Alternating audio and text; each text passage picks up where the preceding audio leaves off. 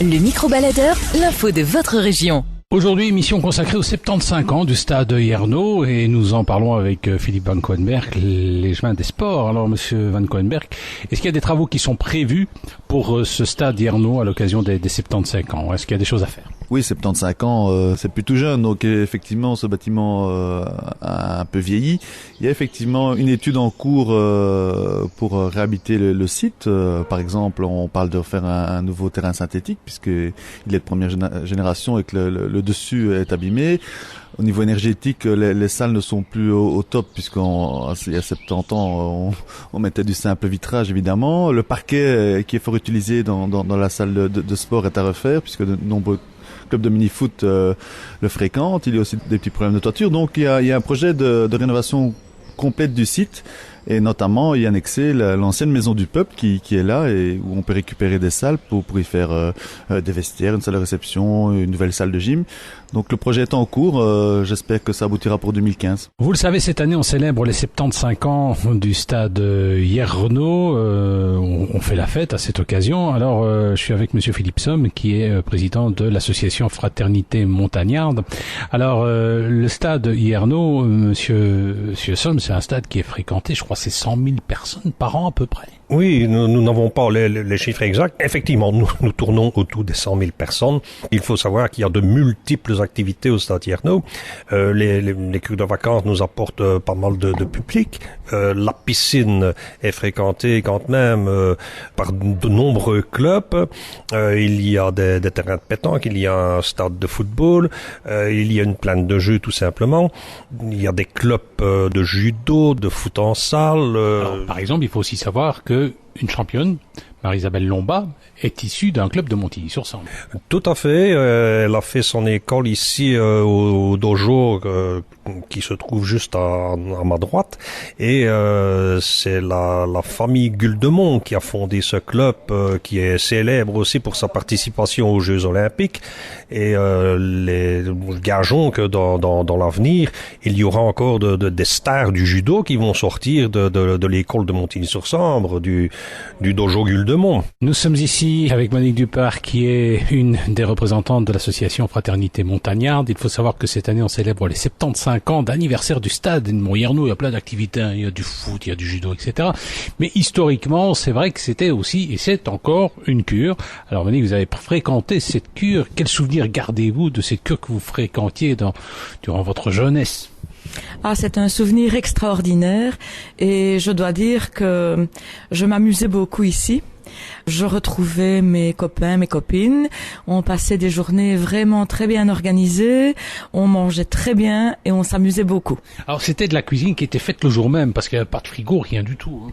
Tout à fait. Tous les jours, nous avions notre bol de lait, nos tartines de confiture et puis on avait un repas complet, mais tout à fait différent d'un jour à l'autre. Les cuisinières avaient reçu pour ordre de nous préparer des petits plats au quotidien. Alors, justement, et il est resté quelque chose de cette époque dans votre mémoire où vous avez gardé des photos, vous avez gardé des contacts avec les gens que vous avez rencontrés à cette époque-là? Oh oui, j'ai encore des copains et des copines que je rencontre régulièrement. C'est vrai qu'on ne parle plus beaucoup de cette période. On évolue aussi, mais disons que moi personnellement, j'en garde un souvenir merveilleux. Nous parlons aujourd'hui du stade Yerno, stade Edmond Yerno, situé rue Grimard à Montigny-sur-Sambre, qui célèbre ses 75 ans d'existence. Et je suis avec monsieur Franz Ancio. Franz Ancio qui quelque part défend un artiste qui s'appelle Georges Wasterlin, artiste de Montigny-sur-Sambre. Alors sur le site du stade Yerno, monsieur Ancio, est-ce qu'il y a des œuvres de Wasterlin? Oui, effectivement, il y a 3 œuvres que vous allez pouvoir voir à différents endroits à l'extérieur et qui sont là depuis la création du stade. Ça représente en fait des statues quand même assez imposants. Il y a une statue qui représente la maternité, qui était, disons, le long d'une plaine. Il y a une autre statue qui représente deux enfants avec une espèce de jarre, qui était pour le petit bassin ouvert. Et une autre, que bien souvent les gens appelaient la Reine Astrid, parce que c'est à peu près le même profil, un buste de dame qui était à la grande piscine et également en ciel ouvert. Alors vous qui connaissez les œuvres de George Westerlin, est-ce qu'elles sont bien préservées, ces statues? Est-ce qu'on les restaure? Le grand problème, c'est que ces statues sont en train de tomber royalement en ruine. Elles sont à même le sol. On a essayé de les préserver, bien sûr, avec un socle, mais il n'y a rien à faire. Les intempéries sont là.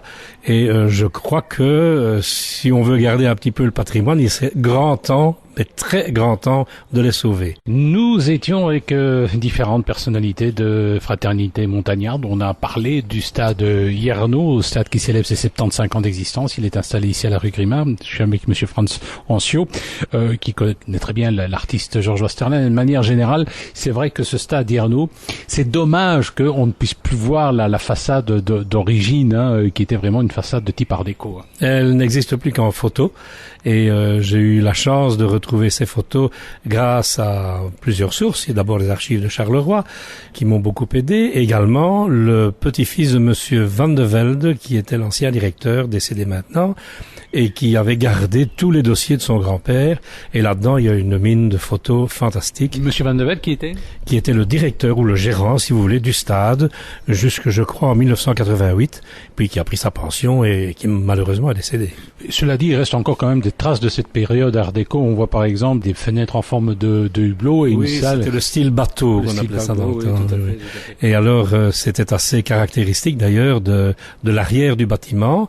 Et là, c'est pour ça que vous en voyez encore des traces maintenant. Oui, tout à fait. Le reste est sur plan. Et j'ai eu également la chance, grâce aux archives, d'avoir les plans. Et j'ai une copie de quelques plans, parce qu'il y en a tout plein, évidemment. Voilà. Eh bien, ça va, je vous remercie, monsieur Ancio.